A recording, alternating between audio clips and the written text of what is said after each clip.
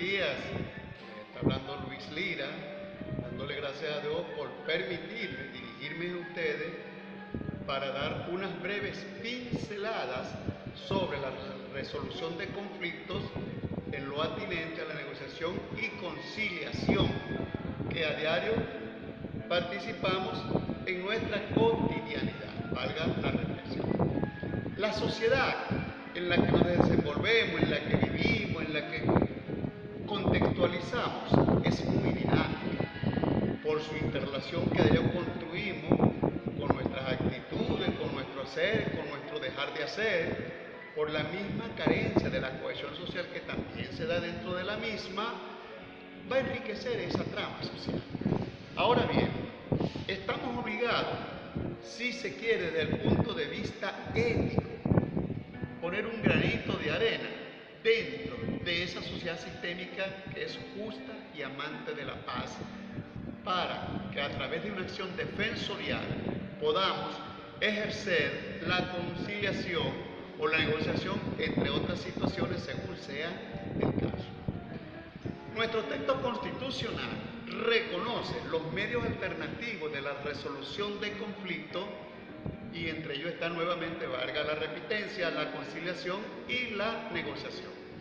De la negociación estudiaremos o veremos los aspectos conceptuales, las características, la clasificación, los tipos, los principios, las fases. Comenzamos entonces con el aspecto conceptual de la negociación. Decimos que la negociación es un medio para alcanzar un fin determinado, un fin como tal.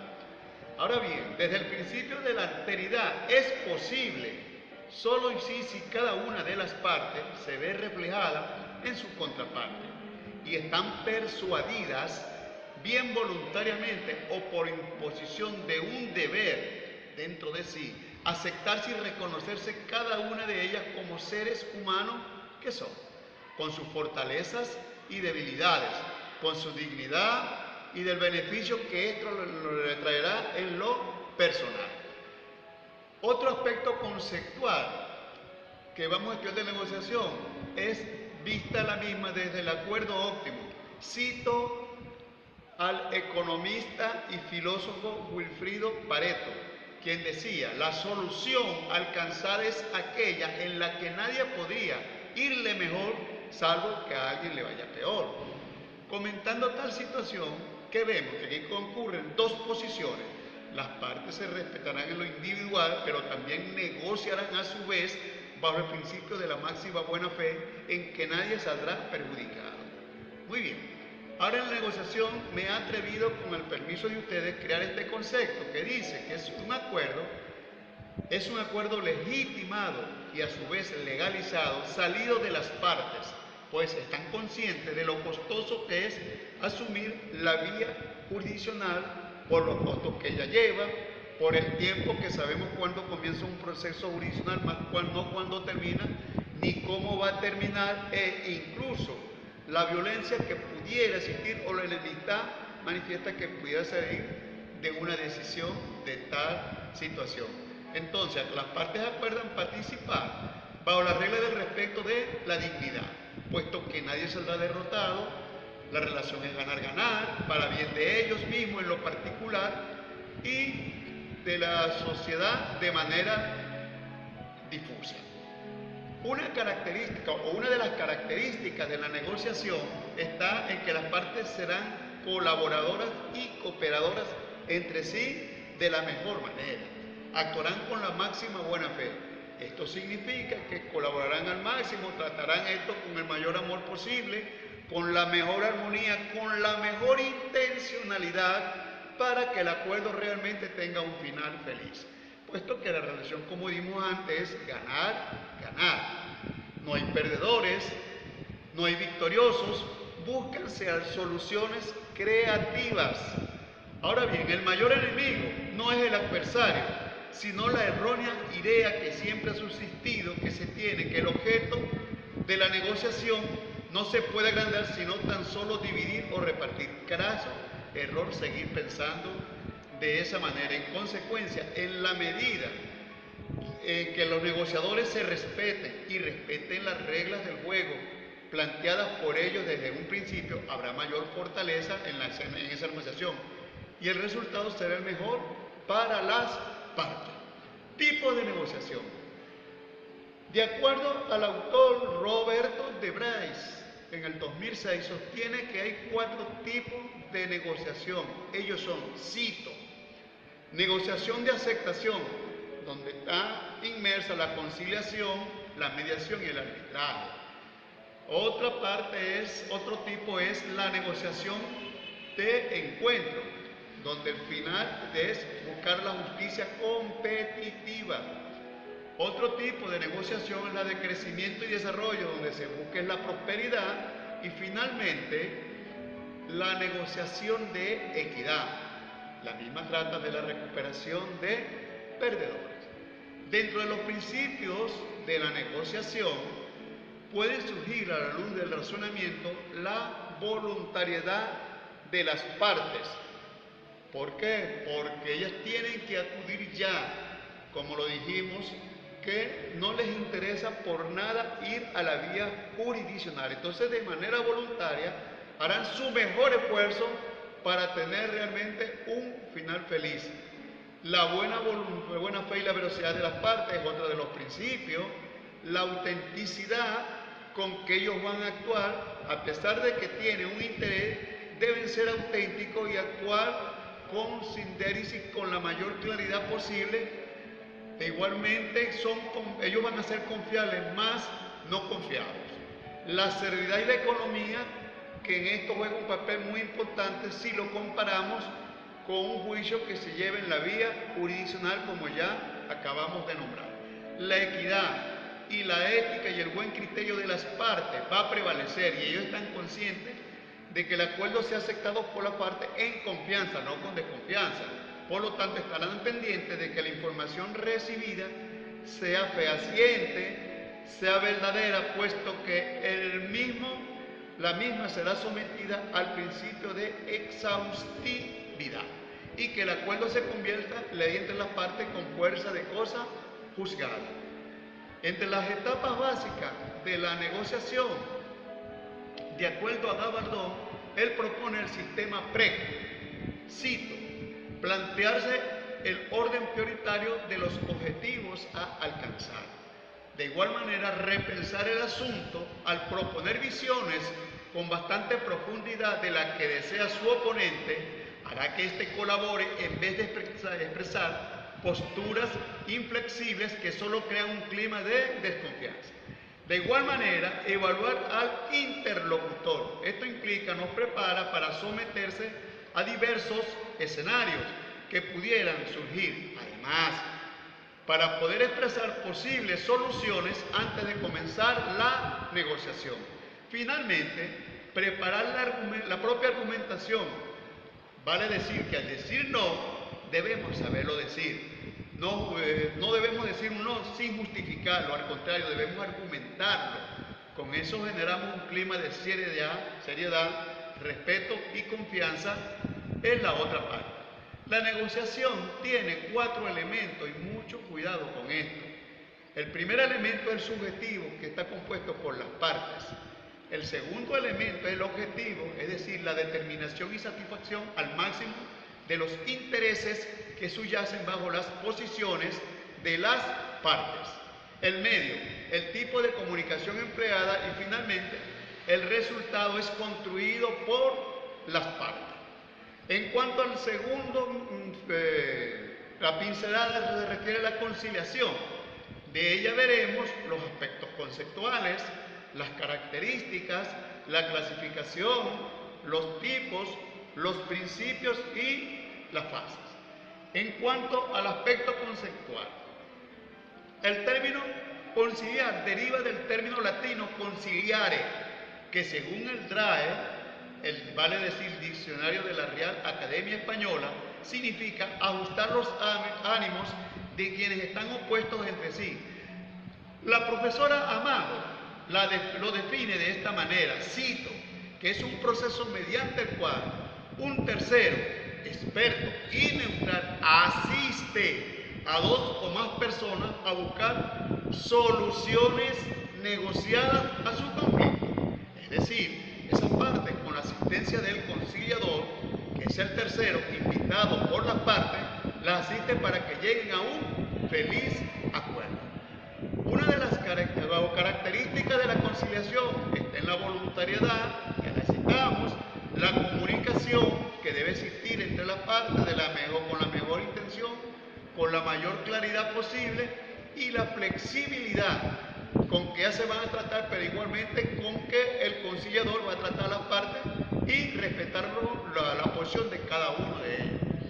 Dentro de la clasificación de la conciliación tenemos de igual manera la profesora Amado, la clasifica en dos partes. Uno, la clasificación individual y otra es la clasificación colectiva. De la clasificación individual sostiene la profesora Amado que es el intento de acuerdo al que pudiera accederse de manera individual por medio de una reclamación de esta índole, aunque el intento de aveniencia se efectúe por un colectivo de personas afectadas. En cuanto a la conciliación colectiva, sostiene la misma profesora Amado que es el intento de resolución de conflictos colectivos que afectan los intereses generales de las personas y que es susceptible de una solución global para todo el grupo implicado en el procedimiento. Un ejemplo de esto pudiera ser es cuando ciudadanos y ciudadanas se reúnen en asamblea de ciudadanos para discutir su presupuesto que les corresponde.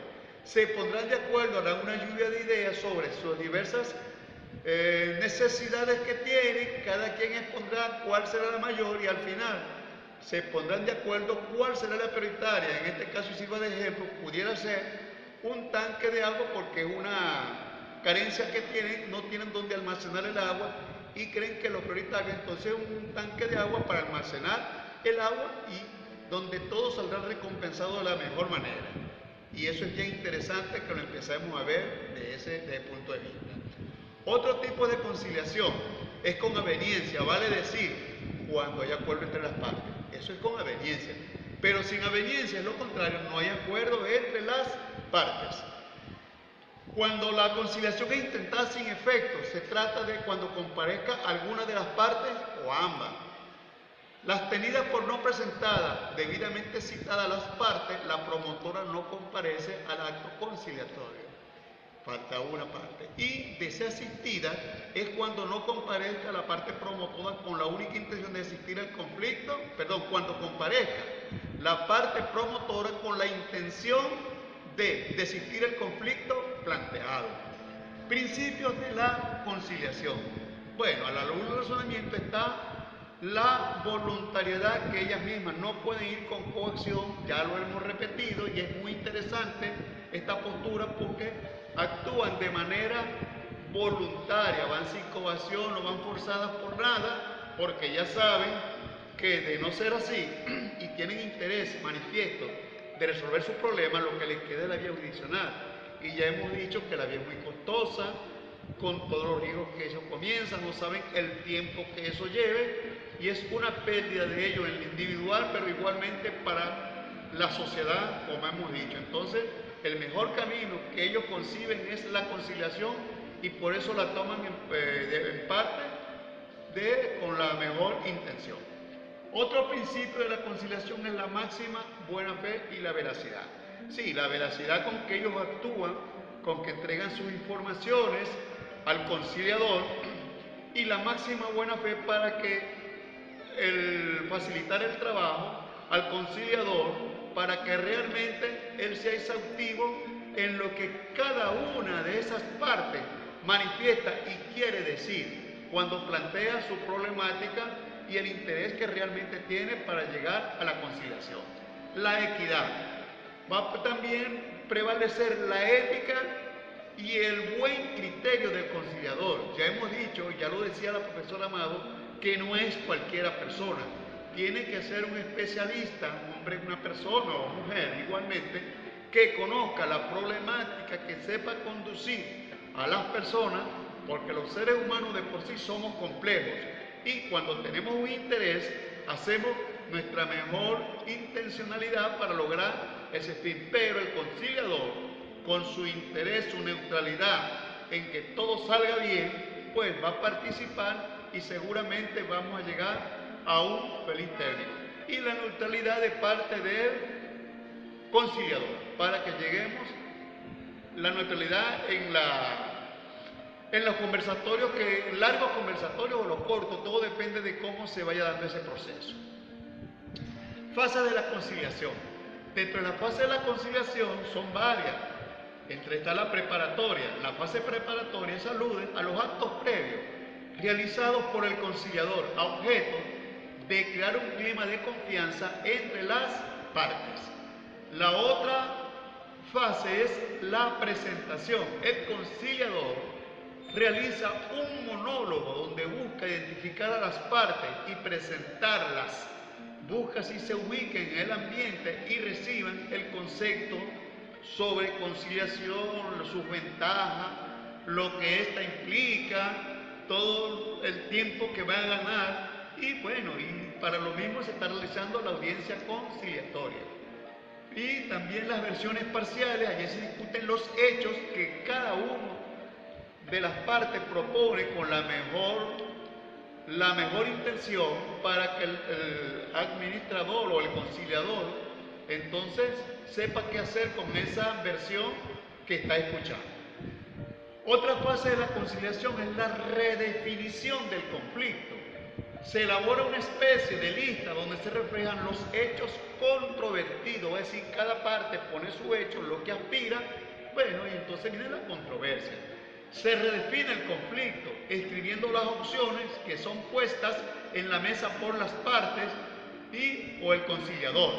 Se determinan cuáles son los intereses de las partes. Ahí tiene que haber mucha claridad, no puede haber nada tapado. Mucha claridad, y eso es bien interesante y es necesario a la vez.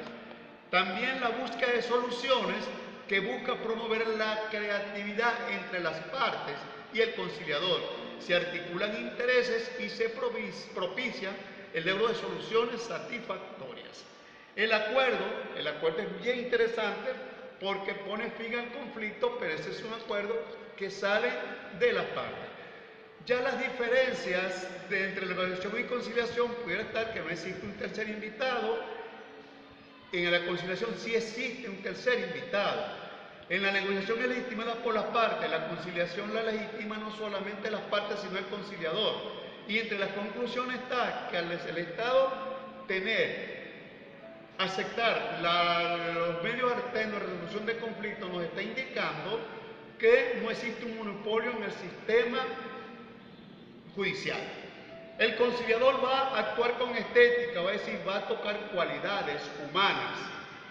El conciliador va a actuar misteriosamente en dos sentidos, con sentido polilógico, es decir, pluralidad de criterios, y paralógico, se va a distorsionar de la lógica universal y va a utilizar su propio razonamiento.